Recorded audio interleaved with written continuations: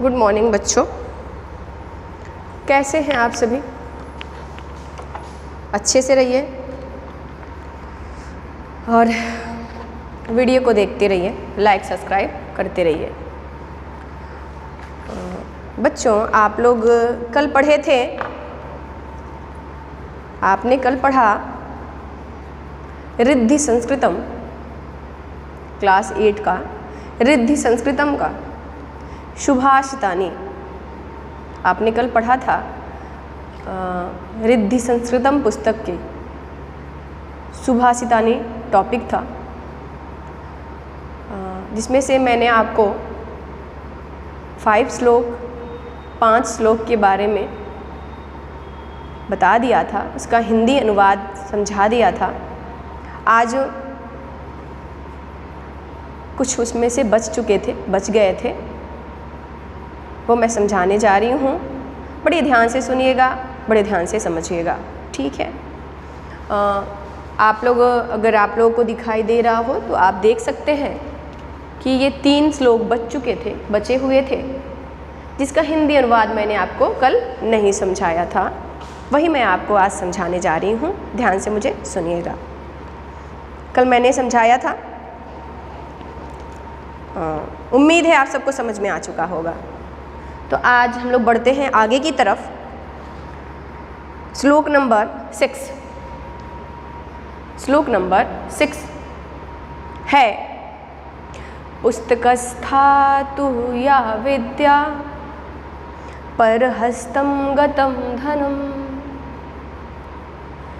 पुस्तकस्थातु या विद्या परहस्तं गतं धनम्। कार्यकाले समुत्पन्ने नाशा विद्याना तद धनम्। कहा जा रहा है, सुभाषितानि टॉपिक का नाम है। वास्तव में पुस्तकों में दी हुई विद्या, पुस्तकस्थातु या विद्या, पुस्तकस्थातु विद्या, पुस्तकों में दी हुई विद्या। पुस्तक में लिखा हुआ है, आप उसको उठा के पढ़ेंगे नहीं, उसको देखेंगे नहीं, उसको समझेंगे नहीं, तो वो स्वयं आपके पास आके नहीं कहेगा कि आओ मुझे पढ़ो। पुस्तकों में जो भी विद्या है, आपके पास 1000 बुक हो, ये बुक खरीद लो, वो बुक खरीद लो, ये पढ़ लो, वो पढ़ लो, बहुत लोग करते हैं, लेकिन पढ़ना कुछ भी नहीं है, पढ़ते लोग कुछ भी नहीं है। मैं आप ही सबको नहीं, मैं एक उदाहरण के तौर पे बता रही हूँ, एक बात कह रही हूँ कि पुस्तकों में दी हुई विद्या और दूसरों के हाथों में गया हुआ धन। अगर आपसे कोई मांग लिया पैसा कि भैया ऐसा करो कि जरा मुझे पैसा दे दो, मुझे ज़रूरत है, हम सभी दे देते हैं कि चलो जाने दो, क्या करना है, अपना है और उसको ज़रूरत है, आज दे देते हैं। तो कहा गया है यही कि पुस्तकों में दी हुई विद्या और दूसरों के हाथों में गया हुआ धन, पैसे, रुपए, अगर हम किसी को पैसा दे देते हैं तो वो अपने अनुसार पैसा देता है, उसके पास जब हो, जैसा हो वो दे पाता है। तो कार्यकाले समुत्पन्ने, जब हमें कार्य पड़ता है या जब भी काम आता है कि हमें अब यार अब तो पढ़ाई करना चाहिए था, अब ये चीज़ पुस्तक की आएगी, मुझे तो तैयार नहीं है, तो भाई जब पढ़ेंगे नहीं पुस्तक में दी हुई विद्या या पुस्तक में जो भी लिखा हुआ है जो आपके जीवन में काम आ सकता है, आपकी परीक्षा में वो प्रश्न आ सकते हैं, और हम नहीं पढ़ेंगे तो पुस्तक स्वयं आके नहीं बोलेगा कि भाई लो मुझे पढ़ लो, यही तुम्हारे पेपर में, एग्ज़ाम में क्वेश्चंस आएंगे, ठीक है? तो पुस्तकों में दी हुई विद्या और दूसरों के हाथों में गया हुआ धन, काम पड़ने पे ना ही यह विद्या काम आती है और ना ही यह धन। पुस्तकों में दी हुई विद्या और दूसरों के हाथों में गया हुआ धन काम पड़ने पर ना ही यह विद्या काम आती है और ना ही यह धन काम आता है। इसलिए पुस्तक में दी हुई विद्या को पढ़िए और दूसरों को धन दीजिए। ऐसा नहीं कहेंगे कि ना दीजिए, पर उससे ये मत उम्मीद करिए कि आपको मिल जाएगा और आपके काम हो ही जाएंगे, क्योंकि वो अपने अनुसार वो आपको पैसा लौटाएगा या जो भी करेगा, ठीक है? चलिए नेक्स्ट बढ़ते हैं आगे की तरफ।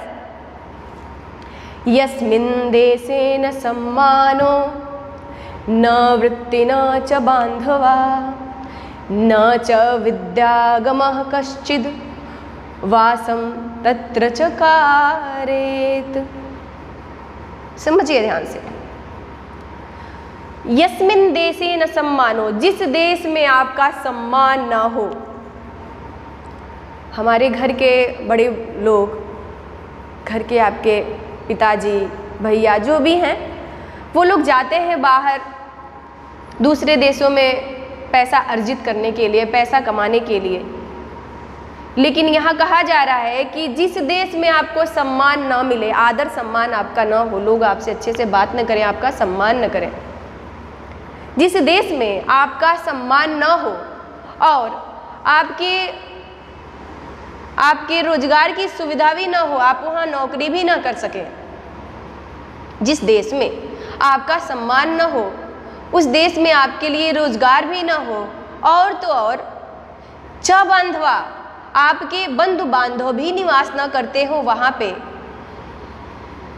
जिस देश में आपका सम्मान न हो। यस्मिन् देशे न सम्मानो, जिस देश में आपका सम्मान न हो, आदर न हो, और वहाँ पे आप नौकरी ना कर सकें, आपकी रोजगार की कोई सुविधा ना हो, और आपके बंधु बांधव, मित्र, आपके दोस्त या आपके कोई भी जानने वाले लोग, बंधु बांधव ना रहते हो वहाँ पर, और तो और न च विद्यागमः वासम तत्र, और जहाँ पे आप विद्या भी ना प्राप्त कर सकें, जहाँ पे विद्या प्राप्त करने की भी सुविधा ना हो, वहाँ पर कभी भी निवास नहीं करना चाहिए। वास मतलब निवास, तत्र वहाँ, न मीन्स नहीं, कार्य करना चाहिए। जहाँ पे, जिस देश में आपका सम्मान न हो, आपके रोजगार की सुविधा न हो, आपके बंधु बांधव भी न रहते हों, और आपको पढ़ाई भी करने में कठिनाई हो, वहाँ पे एजुकेशन की सुविधा न हो, आप नहीं कर पाएँ, उस स्थान पे कभी भी निवास नहीं करना चाहिए, कभी भी नहीं रहना चाहिए। उम्मीद है आपको समझ में आ चुका होगा। आगे की तरफ बढ़ते हैं। नेक्स्ट श्लोक पे दिया है, आपके ब्लैक बोर्ड पे भी दिख रहा है, अलस्यम ही मनुष्याणाम शरीरस्थो महारिपु। आप लोग देख सकते हैं, ना सत्युद्ध समो बंधु कृत्वायम नावशीदति। वास्तव में मनुष्य उनको शत्रु मान लेता है, बना देता है, कह देता है, लेकिन मनुष्य का सबसे बड़ा शत्रु, उसके अंदर निवास करने वाला वो आलस है। दिया है, अलस्यम ही मनुष्याणाम, मनुष्यों के अंदर निवास करने वाला, शरीरस्थो महारिपु, महारिपु मीन्स होता है शत्रु, रिपु मीन्स शत्रु, महा मीन्स महान, सबसे ज्यादा, शरीरस्थ शरीर में रहने वाला, मनुष्याणाम मनुष्यों के, आलस्यम आलस, बहुत लोग लेजी हो जाते हैं, आलस करते हैं किसी कार्य को करने के लिए। नहीं, कभी अगर आलस आता है किसी ऐसे शारीरिक और मानसिक कोई दिक्कत हो, प्रॉब्लम हो, तो समझ में आता है, लेकिन ऐसे लोग कहते हैं कि मन ही नहीं करना, पूरी तरह आलसी बन जाए, ये तो गलत है। वही कहा जा रहा है कि मनुष्य का सबसे बड़ा शत्रु, मनुष्य का सबसे बड़ा शत्रु उसमें निवास करने वाला आलस ही है। और ना सद्युद्ध म समो बंधु, और उद्यमी अर्थात परिश्रम करने, जो व्यक्ति परिश्रम करता है, परिश्रम ही हमारा सबसे बड़ा बंधु है, मित्र है, सखा है। परिश्रम ही हमारा सबसे बड़ा मित्र है।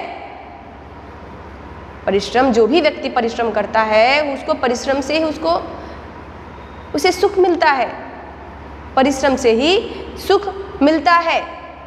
कृत्वा या यम नावशीदति, और जो परिश्रम करने वाले लोग हैं वो कभी भी दुखी नहीं रहते हैं। अभी मैंने कल आपको ही पढ़ाया था कि किसी और बच्चों को पढ़ाया था कि उद्यमेन ही सिद्ध्यन्ति कार्याराणि न मनोरथे न ही सुप्तस्य सिंहस्य प्रविशन्ति मुखे मृगा। कि उद्यम करने अर्थात परिश्रम करने से ही मनुष्य के कार्यों की सफलता मिलती है। परिश्रम करने से ही मनुष्य को अपने कार्य में सफलता मिलती है। नहीं तो उसी प्रकार है जिस प्रकार सुप्तस्य सिंहस्य, सोया हुआ शेर है, उसके समीप मृग बैठा हुआ है, हिरण बैठा हुआ है, और जो वो स्वयं उठ के हिरण को खाएगा नहीं तो हिरण स्वयं उसके मुख में प्रवेश नहीं करेगा। बस वही है, अचानक से याद आया तो बता दिए। उसी प्रकार है कि मनुष्य का सबसे बड़ा शत्रु उसके अंदर निवास करने वाला आलस है, और परिश्रम से बड़ा कोई बंधु बांधव नहीं होता है। और जो परिश्रम करते हैं उन्हें कभी दुख नहीं होता, उन्हें कोई कभी परेशानी नहीं होती है। हो सकता है हम पहली बार परिश्रम करें, हमें सफलता ना मिले, लेकिन जब हम लगे रहेंगे परिश्रम करने में तो आज नहीं कल सफलता मिलनी ही है। ईश्वर भी कहता है कि कर्म करो, फल की इच्छा ना करो। हम लोग फल की इच्छा पहले करते हैं कि ये कर्म करेंगे पता नहीं फल मिलेगा या नहीं मिलेगा। ये आप में नहीं है, आप में ही नहीं मुझ में भी है, हर प्राणी में ऐसा होता है कि क्या पता क्या होगा, ये कर रहे हैं सफलता मिलेगी नहीं मिलेगी, जो भी है। तो ये सही है। फिर से रिवीजन करा रहे हैं, आपके 4 श्लोक बच चुके थे सुभाषितानी से। पहला सिर्फ और सिर्फ हिंदी अनुवाद समझाएंगे कि अनाहुत प्रविशति, ये अनाहुत प्रविशति मैंने समझा दिया था आपको 6 में। पुस्तकों में दी हुई विद्या और दूसरों के हाथों में गया हुआ धन, पुस्तकों में दी हुई विद्या और दूसरों के हाथों में गया हुआ धन जरूरत पड़ने पर, जब भी हम उसे चाहते कि वो मुझे वापस मिले, जरूरत पड़ने पर ना ही यह विद्या काम आती है और ना ही यह धन काम आता है। ठीक है। नेक्स्ट था कि जिस देश में आपको सम्मान न मिले, आपकी रोजगार की सुविधा भी ना हो, आपकी बंधु बांधव भी न रहते हो, यही नहीं आपको पढ़ाई करने में भी दिक्कत आती हो, वहाँ विद्या प्राप्त नहीं किया जा सके, ऐसे देश में कभी भी निवास नहीं करना चाहिए, नहीं रहना चाहिए। और लास्ट है अंतिम श्लोक कि मनुष्य का सबसे बड़ा शत्रु उसके अंदर निवास करने वाला आलस होता है, और उसका सबसे बड़ा मित्र उद्यम अर्थात परिश्रम होता है। परिश्रमी व्यक्ति, जो भी व्यक्ति परिश्रमी होते हैं उन्हें कभी भी दुख नहीं होता है। उन्हें कर्मों का जो भी वो अपना अच्छे कार्य कर रहे हैं, परिश्रम कर रहे हैं, उन्हें आज नहीं कल सफलता अवश्य ही मिलेगी। आपका ये कंप्लीट हो गया रिद्धि संस्कृतम का सुभाषितानी। नेक्स्ट के लिए आप लोग नेक्स्ट वीडियो के लिए वेट करेंगे। आप सभी लोग अच्छे से रहें और स्वस्थ रहें और सुरक्षित रहें।